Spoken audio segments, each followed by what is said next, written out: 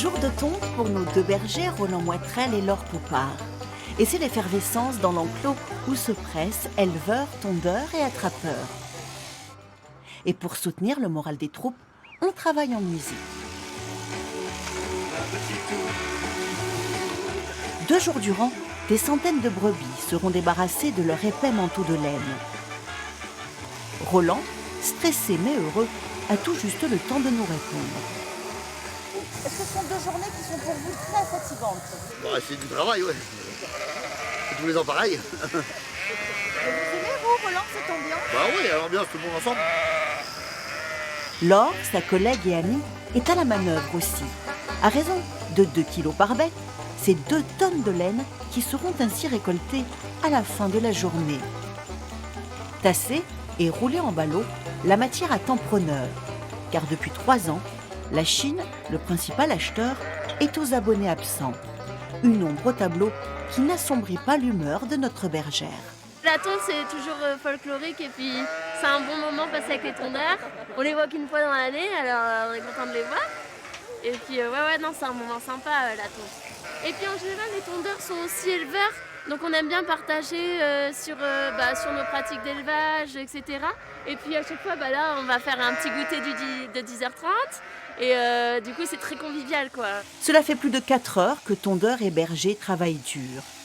Alors, un copieux pique-nique est le bienvenu. Au début, je me suis dit, oh non, je mangerai pas de pâté à 10h30, c'est bon, j'aurai pas faim. En fait, si. Roland, 37 ans de métier, goûte l'ambiance détendue qui règne autour de la table. Vous êtes presque l'ancêtre de la table. Le patriarche. Sans doute moi, ouais, le plus vieux. Ouais. La roue, il tourne.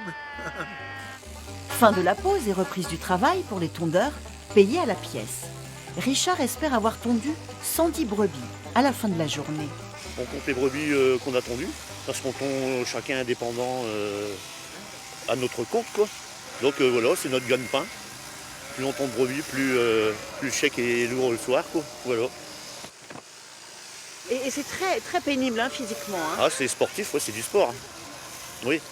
Bon, après, c'est une technique, on a une technique qui s'appelle la méthode Bowen.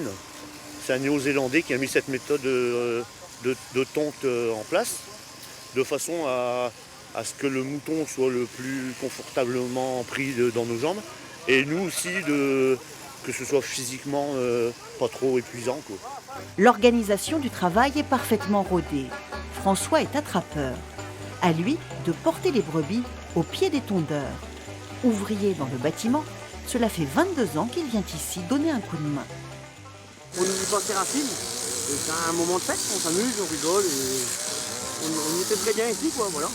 Vermifugés et marqués à la couleur de leur propriétaire, ces brebis parfaitement tondues pourront passer l'été au frais.